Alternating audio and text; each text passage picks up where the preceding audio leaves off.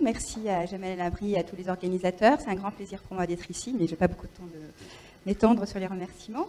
Alors, je ne vais pas tout à fait parler des réflexions qu'effectivement j'ai pu avoir dans le cadre du dialogue Science et Foi, mais j'y arriverai un petit peu à la fin. Aujourd'hui, je voudrais partir, je voudrais démarrer à partir d'une opposition entre islam et modernité. Donc, j'anticipe un petit peu le sujet d'ailleurs d'une des tables rondes de cet après-midi. Et quand on oppose l'islam à la modernité, en général, le premier obstacle qui nous vient à l'esprit, c'est la raison. L'islam est incapable d'intégrer la raison. Et le fruit le plus exquis, je dirais, de la raison, c'est la science moderne, qui quand même a un grand pouvoir. Elle est vraiment capable de modeler nos pensées, de modeler notre vision du monde. Alors, un autre obstacle, c'est celui des femmes, de l'émancipation des femmes et de l'amour. Alors, ce sont en fait deux obstacles qui sont aussi un peu les sujets qui me passionnent le plus dans le cadre de ma recherche, que je précise, buissonnière. Et seul le premier fera l'objet de cet exposé par manque de temps. Alors, si l'on voulait illustrer le pouvoir des préjugés et des croyances communément admises et propagées, en fait, l'histoire des sciences nous en offre un domaine de choix quand il s'agit du patrimoine scientifique islamique, comme vous le savez. Il est frappant de noter, par exemple, la fréquence des discours qui font des sauts vertigineux de 1500 ans ou plus entre la science grecque et la science de la Renaissance, et qui, par là, rendent aussi celle-ci incompréhensible, puisque son caractère soudain miraculeux est là. Et ce caractère, d'ailleurs, ne semble pas intriguer même mes collègues chercheurs, qui sont les plus hostiles au miracle, puisque même dans certains exposés scientifiques de vulgarisation, la façon dont on présente la biographie de Léonard de Vinci nous donne envie de croire qu'il y a eu une inspiration divine qu'il a tout d'un coup visitée.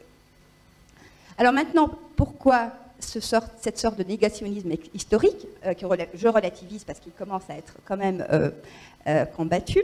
Je pense que j'ai envie d'évoquer trois raisons, non exclusives, puisque ce ne sont pas les seules. D'abord, je dirais qu'il y a l'écriture de l'histoire par les gagnants, qui aspirent à une gloire, éliminant les concurrents. Ensuite, le point de vue d'orientaliste du XIXe siècle, et là je ne peux pas m'empêcher de citer Ernest Renan, qui disait « L'islam est le dédain de la science, la suppression de la société civile. C'est l'épouvantable simplicité de l'esprit sémitique rétrécissant le cerveau humain, le fermant à toute idée délicate, à tout sentiment fin, à toute recherche rationnelle, pour le mettre en face d'une éternelle tautologie, Dieu est Dieu. » Et d'autres orientalistes, alors, mais d'ailleurs pas seulement, puisqu'on a encore des héritiers de cette tendance, du XXe siècle, qui sont encore considérés comme des intellectuels de référence et continuent à faire autorité. Enfin, la troisième raison que j'ai envie d'évoquer, d'une façon très condensée, c'est la confusion entre les rapports qu'entretiennent l'islam et le christianisme avec la science dans l'histoire, en tout cas au Moyen-Âge.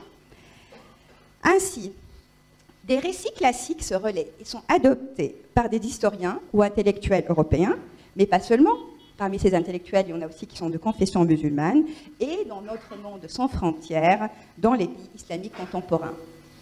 Ces récits affirment par exemple que la science se serait développée seulement, donc en terre d'islam, j'entends, parce que, et quand l'islam est entré en contact avec des lieux de haute civilisation. Si j'avais le temps, j'aurais fait un sondage, mais peut-être que bon, vous n'êtes pas d'accord. Renan, et c'est encore lui que je cite, affirmait à la Sorbonne en 1883 « Le terrible coup de vent de l'islam arrêta net pendant une centaine d'années tout ce beau développement iranien. » Donc présupposant qu'il était déjà foisonnant. Mais les abbassides furent en quelque sorte des sassanides ressuscités. Or, un universitaire de Columbia University, George Saliba, donc je vous recommande d'ailleurs l'un de ses livres, mais je n'ai pas pu les apporter tous, qui est Islamic Science and the Making of the European Renaissance. Il dit que la civilisation sassanide vivait sa période de décadence et que très peu d'ouvrages persans sont connus juste avant l'arrivée de l'islam. Et en plus, ces ouvrages ne sont en aucun cas de qualité comparable à ceux produits par les Grecs plusieurs siècles, voire 7 siècles auparavant. Saliba rappelle aussi que les philosophes étaient persécutés sous l'Empire byzantin, dont le climat opposé à la fervescence intellectuelle ne permettait plus les débats, ni des modes et des champs de transmission entre maîtres et disciples. Les anciens manuscrits grecs étaient soit détruits, donc qui dataient de, comme j'ai dit, de plusieurs siècles, soit oubliés dans des caves ou des monastères bien fermés. Ils n'étaient plus vivants depuis des siècles, tout simplement. Saliba parle même d'un âge sombre byzantin. En fait, ça ressemble un peu à ce que vive un peu le monde islamique de nos jours, puisque en l'année, par exemple, 500, certains penseurs proposaient que la Terre était plate, alors que la circonférence, en fait, le rayon de la Terre était mesuré 7 siècles auparavant par des Grecs. Et donc, avant même que la conquête islamique ne domine certaines régions de cet empire byzantin, où justement la pensée philosophique avait été libérée. Et ça, Al-Farabi, le philosophe musulman Al-Farabi, en témoigne lui-même dans ses écrits. Et c'est ce que dit aussi Georges Saliba. Il est utile aussi de rappeler que les deux empires byzantins et sassanides s'affaiblissaient mutuellement à travers des guerres intestines qui dataient de plusieurs siècles. Un autre universitaire, Dimitri Gutas, évoque la Pax Islamica, qui a mis fin à ces guerres et qui a permis des échanges pacifiés menant à un essor remarquable sur tous les plans, y compris le plan scientifique. Une autre thèse, qui fait écho à la première citation de Renan, émane d'une dualité que je considère comme réductrice, qui est typique de notre vision moderne. C'est que l'obscurantisme des traditionnalistes aurait étouffé la lumière provenant des Grecs et de leurs héritiers, les rationalistes.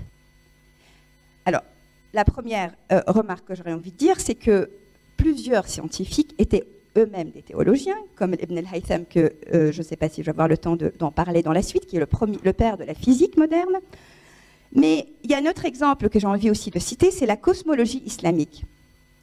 Et je vais rappeler à ce propos qu'en Europe, on considère que le passage d'un monde fini et d'un soleil unique, qui était encore adopté par Copernic, à un monde sans limite, au début du XVIIe siècle, qui avait marqué la véritable révolution astronomique en Europe.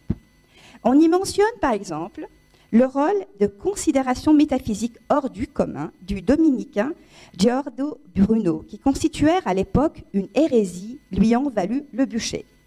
Or, Bruno maîtrisait l'arabe, et sa cosmologie présente des similarités frappantes avec celle, par exemple, du théologien et philosophe Fakhreddin al-Razi au XIIe siècle.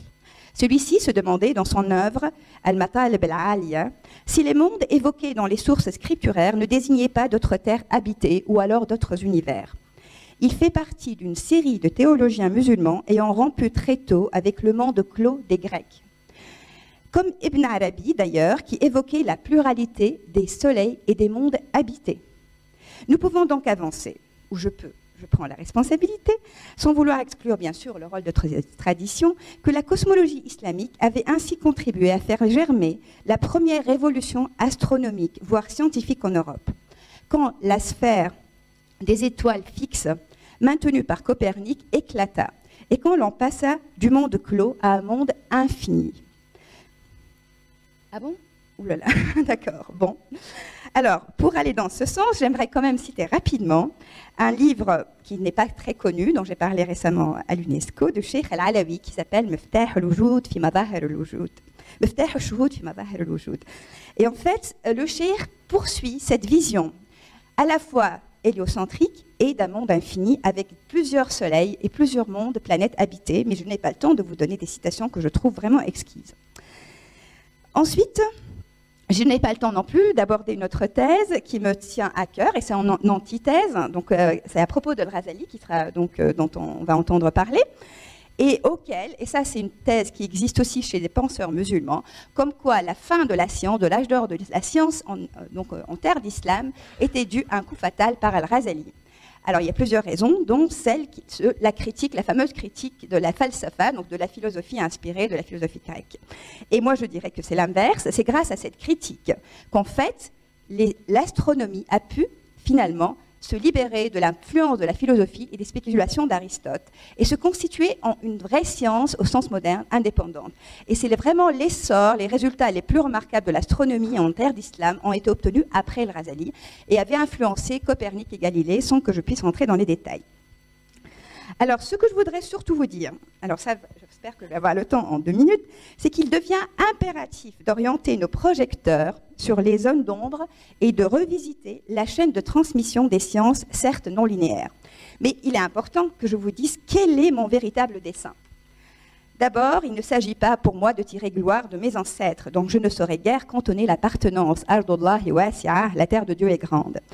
Je ne vise pas non plus à démontrer la supériorité de ma religion sur les autres, en lesquelles je perçois des voies tout aussi authentiques d'ascension vers un sommeil unique. Je suis très confortable avec mon choix de voie et je n'ai pas à me justifier. Ce que je trouve en revanche bien regrettable, c'est que ces préjugés empoisonnent d'une part la qualité de la recherche académique et de l'enseignement qui s'en inspire, et d'autre part notre capacité à vivre ensemble, où ils deviennent les combustibles des feux identitaires. Rien qu'en effaçant des zones spatiales et temporelles de la carte des études, ces préjugés empêchent définitivement qu'on aille rechercher leur antidote dans ces zones et s'auto-entretiennent. Cet éclairage serait pourtant autant salutaire pour les recherches en épistémologie, sociologie des sciences et évolution des paradigmes scientifiques que pour la compréhension de l'évolution de la pensée occidentale, puisqu'on parle de pensée, avec laquelle la science a toujours entretenu une interaction intime. La réécriture inclusive de l'histoire des sciences aurait aussi des effets thérapeutiques sur les cœurs et les esprits. Par exemple, le fait de ressortir le sens critique à caractériser et animer l'esprit de la quête de savoir en terre d'islam serait à la fois instructif pour les adeptes de 2 tendances opposées qui ont en commun de percevoir l'islam, soit pour l'attaquer, soit pour l'imposer, comme un corpus rigide de postulats à accepter. L'influence amplifiée, ça y est, je finis là, par ces résonances, le discours théologique dogmatique en serait minimisé. Je vais devoir m'arrêter là. Donc je vous remercie de votre attention.